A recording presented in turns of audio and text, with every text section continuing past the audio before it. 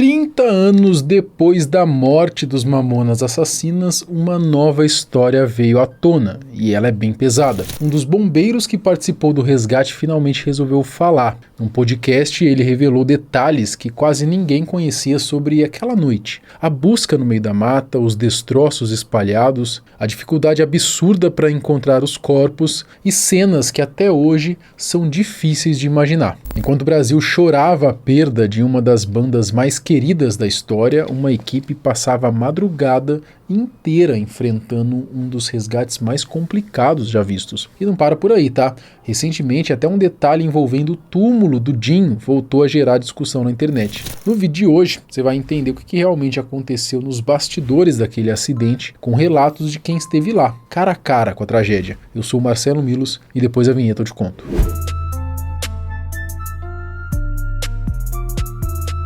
Nos anos 90, os Mamonas Assassinas alcançaram um sucesso como poucas vezes se viu no país. A banda, que nasceu em Guarulhos, começou a ganhar forma a partir de Sérgio Reoli e Bento Rinotto, baterista e guitarrista, que acabaram se conhecendo por meio do irmão do Bento, que trabalhava com o Sérgio. Percebendo que os dois tinham interesse em música, ele resolveu aproximá-los e com o tempo os outros integrantes também foram surgindo e se juntando ao grupo. Foi assim que Dinho, Bento Rinotto, Samuel Reoli, Júlio Razek e Sérgio Reoli formaram então a banda, que no início tocava covers de rock sob o nome de Utopia.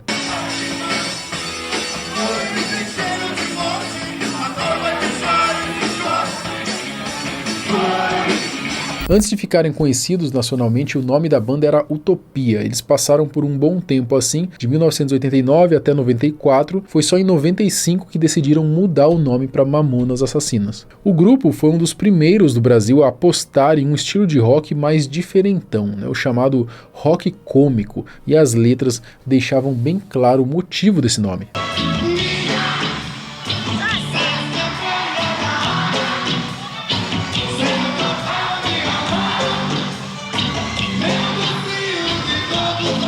Com esse estilo irreverente e totalmente fora do padrão, eles conquistaram o público e explodiram a partir do segundo semestre de 95. Os caras simplesmente viraram febre no país. Não tinha nenhum grupo mais popular que eles naquela época. Eles estavam em programas de TV o tempo todo e cada vez mais vivendo como verdadeiras estrelas. Mas ninguém imaginava que a história dos 5 amigos duraria tão pouco no cenário artístico. Infelizmente, tudo foi interrompido apenas 8 meses depois da mudança de Utopia para Mamonas Assassinas. O Brasil amanheceu mais triste hoje. Estão mortos todos os integrantes do irreverente grupo Mamonas Assassinas, o maior fenômeno da história recente da música brasileira. Impressiona pensar que eles tiveram só alguns meses de sucesso, porque tudo foi tão intenso, tantos hits nas rádios, tantas aparições nos maiores programas do país, que parece até que foram anos de carreira. É triste, né? Mas o fato é que na noite de 2 de março de 96, o Brasil inteiro chorou ao saber que o grupo sofreu um acidente aéreo enquanto voltava para Guarulhos após um show em Brasília. Esse avião quase caiu na selva amazônica porque quebrou o radar. Tem uma boa e uma má notícia pra você que vai voar com a gente, cameraman. Qual que você quer primeiro? Você ganhou o dinheiro dos Mamonas? Eu era. Oi? A boa é que eles consertaram o radar. Quebrou de novo. E o combustível não tá passando lá do reservatório para pro tanque. Quebrou de novo? O jatinho que eles estavam colidiu com a Serra da Cantareira depois de uma tentativa de arremetida do piloto. 8 meses de sucesso até um acidente aéreo tirar a vida da banda mais carismática da década de 90. A morte de todo o grupo causou uma comoção gigantesca no país. Foi um verdadeiro estado de choque, Eu era bem novo, mas ainda me lembro de alguns flashes das pessoas comentando o assunto de forma impactada. E uma das coisas que muita gente passou a comentar e ainda comenta até hoje foi o quão duro e emocionante foi o resgate dos corpos dos músicos. Chegaram a existir até alguns sites que mostravam como esses corpos teriam ficado. Eu até hoje não sei se essas imagens eram reais ou eram já, sei lá, fake news da época. Mas, recentemente, um dos bombeiros que participou do resgate foi a um podcast falar sobre a sua carreira e acabou revelando alguns detalhes curiosos que deixou os fãs saudosos do grupo surpresos a respeito do acidente aéreo aí envolvendo esse lendário grupo. Recentemente, o coronel reformado do Corpo de Bombeiros Jefferson de Mello participou do podcast TikTok. Ele compartilhou algumas experiências da época em que atuava como bombeiro, e um desses relatos foi justamente sobre o acidente dos Mamonas em 96. Segundo ele, a busca pelos corpos foi uma das operações mais difíceis que já enfrentou, até porque a maioria estava irreconhecível. Ele contou como que foi a chegada até o local e o recebimento da ocorrência, e que naquele momento ninguém sabia que se tratava do avião dos Mamonas. Preciso ir lá na Avenida César Freire Fagundes, que tem uma pedreira, parece que alguma coisa caiu lá, um avião, ninguém tinha certeza de nada. E a equipe foi. E como se tratava uma ocorrência e também ninguém sabia que era o avião dos Mamonas, né? Então, é um avião qualquer. E como se tratava de uma ocorrência de vulto, é procedimento eles, de cara, comunicarem o comandante no posto, que no caso era eu. Então eu recebi a informação pelo BIP, aí liguei para o quartel, um telefone fixo, falei assim, ó, a equipe está se deslocando para uma queda de avião em tal local. Eu falei, então eu vou pro quartel e vou pra lá também. Jefferson contou que se depararam com uma pedreira e que procuraram até meia-noite, já que depois disso ficou difícil por questões de segurança. Era uma pedreira, então tinha um paredão de 80 metros, não tinha sinal de nada e só restava o quê? Subir. Então tinha trilhas, né, laterais, subíamos pelas trilhas e tal, e chegamos lá numa planície, lá, um ponto alto. Mas e aí? Até sentimos ali odores, né, odor de combustível. Só que assim, a gente estava andando e tinha uma queda de 80 metros. Aí o que aconteceu? Procurando ali por horas e de repente caiu a neblina. Chegou a madrugada e caiu a neblina. Isso qual horário mesmo, coronel? Olha, eu já acredito que a gente ficou procurando ali até mais ou menos meia-noite, 1h. Só que aí o que aconteceu? Com a neblina ficou perigoso. Porque a gente não conseguia enxergar o final do barranco. Falei assim, pô, daqui a pouco vai cair um bombeiro. Assim, vamos recolher, uma questão de segurança, vamos recolher. Foi só nesse momento que começaram a chegar aos bombeiros as informações de que poderia ser o avião dos Mamonas Assassinas. E aí começou a chegar informações, chegar via comunicação, que talvez fosse o avião do conjunto, né, do grupo musical Mamonas Assassinas. E aí começaram a chegar veículos de imprensa, as imprensas mais conhecidas, né, até hoje, começaram a chegar. Aí chegou, por exemplo, na época, a namorada do Dinho, aí falou, é o avião dos Mamonas. Aí você liga daqui, liga dali e tal, aí começam a falar, né, que o avião estava para pousar em Guarulhos e não pousou, né, abortou o pouso e depois ele sumiu do sistema. Ele contou que a equipe passou a madrugada inteira na mata procurando as vítimas e que quando o dia começou a clarear e a neblina foi baixando, finalmente conseguiram enxergar melhor o local da queda. E foi nesse momento que perceberam o caminho que o avião fez até cair. E começamos a trabalhar, que nem eu estava te falando, aí nós interrompemos por uma questão de segurança. Antes de amanhecer, isso aí eu lembro bem, por volta das 5 horas da manhã, que a neblina baixou, vamos subir de novo. Tinha um capitão, eu era primeiro-tenente, tinha um capitão lá, o nome dele era Capitão Edson, hoje é coronel da reserva também. Ele que estava comandando as operações ali, né? Ele chegou depois, sempre o mais graduado comanda, né?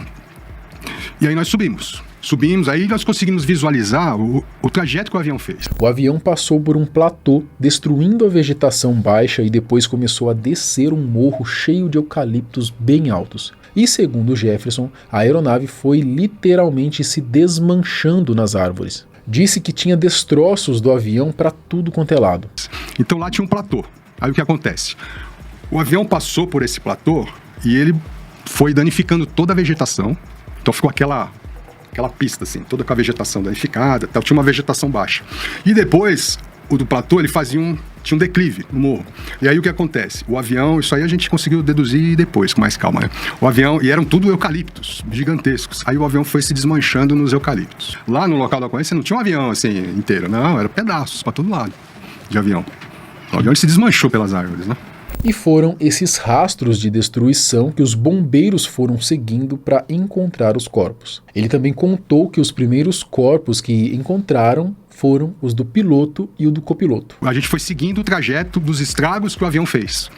Então você via pedaço de avião em cima de árvore, aqui, ali. A gente foi praticamente seguindo o trajeto que o avião fez. E foi descendo o morro. E foi até que nós encontramos ali os primeiros corpos, né? Eu lembro hoje, os primeiros que nós encontramos foi o piloto e o copiloto. Piloto e o copiloto. Ali meio, né, um pedaço do avião. E eles, né, eles eram em 9, né? Eles se espalharam bem em virtude disso. Os comandantes do avião ficaram próximos de um pedaço da aeronave e, segundo o bombeiro, eram praticamente os únicos que ainda estavam mais inteiros. Com o avião se desfazendo ao passar pelas árvores, as 9 vítimas do acidente acabaram ficando espalhadas em pontos diferentes. O local era fechado, não tinha espaço para pouso de helicóptero. Os bombeiros precisaram cortar árvores para abrir uma clareira e depois disso o helicóptero descia cordas e os corpos eram amarrados então e aí retirados um por um até a área mais segura. Em virtude dessa questão do avião ele se desmanchando nas árvores, eles ficaram um longe do outro. Os integrantes ali, tinha pessoas que não eram do conjunto, que eles eram em 5, né? Tinham mais 9 ali além do piloto, com o piloto tinha mais 2, não lembro se eram segurança, alguma coisa técnica. Então eles ficaram longe um do outro. Então isso dificultou. E aí nós passamos a madrugada toda, o restante da madrugada, e o dia, bem dizer, nós fomos encontrar o último ali por mais ou menos por 12 horas, 13 horas do dia seguinte. E aí nós, foi agora, como é que nós vamos tirar esse pessoal daqui, né? Ou vamos transportar, ou aí chegar a uma conclusão que o melhor caminho mais rápido seria aéreo. Então, só que ali não tinha local para pousar helicóptero. Então o que nós fizemos? Nós encapsulávamos os corpos com lonas que tinha na polícia, envolvia mesmo, amarrava e tal. Aí nós cortamos as árvores ali, fizemos uma clareira. O helicóptero da polícia vinha, descia 2 cordas, e aí nós amarrávamos o corpo e ele ficava esperando, parado. A gente amarrava o corpo, depois ele já está pronto, amarrava ali, ancorava nas cordas e ele subia e descia lá para a parte plana da pedreira.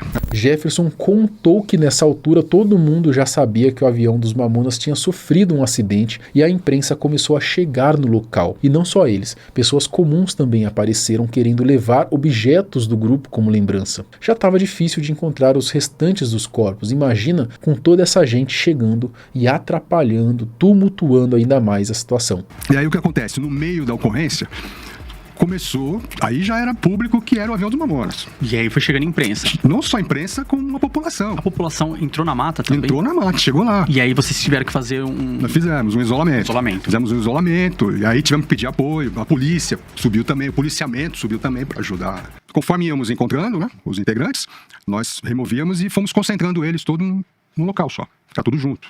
E assim, a bombeira está acostumada, mas não é uma coisa agradável de se ver, eram famosos. Então nós tivemos que fazer um isolamento grande até. Eles estavam na busca até que os bombeiros avistaram de longe algo que parecia apenas um braço saindo entre as folhas. O resto do corpo estava escondido. Jefferson contou que ao pegar o braço ele percebeu que estava pesado demais para ser só um membro. Então chamou os colegas e quando puxaram, viram que ali estava mais um corpo. E aí chegou um senhor que curiosamente chegou em mim e falou assim, ó, eu vi uns 200 metros daqui, eu vi um braço. Eu falei, caramba. Eu falei, então, por favor, senhor, não comenta com ninguém, eu vou chamar mais uns bombeiros aqui e aí nós vamos falar. Falei, não, tudo bem. Aí eu chamei mais 3 bombeiros e ele saiu e nós saímos atrás. Só que o povo, todo mundo era esperto, né? Então vieram mais algumas pessoas atrás também. Esse local que ele falou estava fora do isolamento.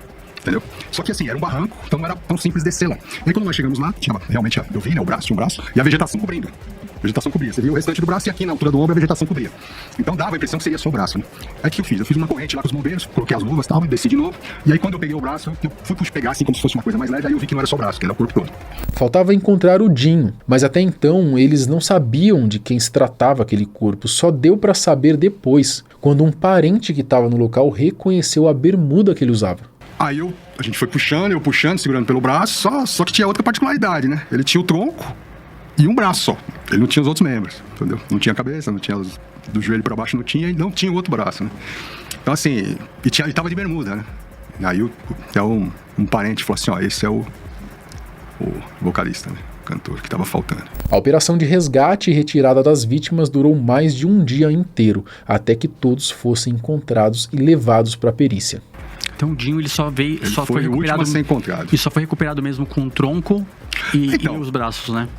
Eu vou te falar assim que em um primeiro momento sim, mas essa ocorrência ela não terminou, né? Então assim, essa equipe nós fomos embora, né? Depois permaneceram outras equipes e foram encontrando mais coisa, tal, mais os pedaços, fragmentos, né? Que a gente chama de fragmentos, tal. O coronel também comentou que nunca ficou tentando entender exatamente o porquê do acidente, mas, segundo ele, havia uma pedreira ali e o piloto pode ter tentado desviar. Tinha um paredão da pedreira.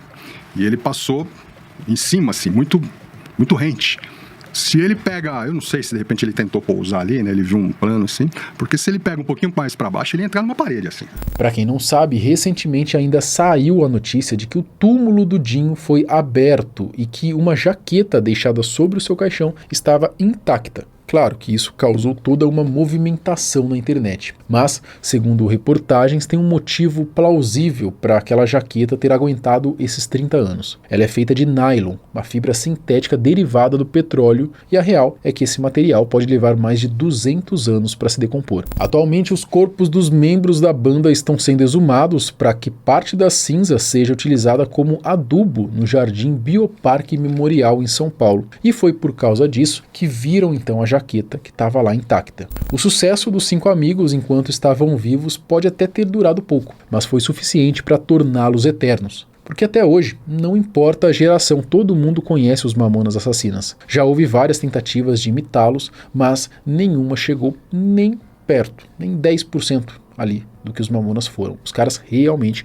foram únicos. Mas comenta aqui embaixo se você já sabia desses bastidores e sobre também a jaqueta aí que foi encontrada lá intacta, né, no túmulo do Jim. Deixa aqui também a sua sugestão de vídeo. Até o próximo. Tchau.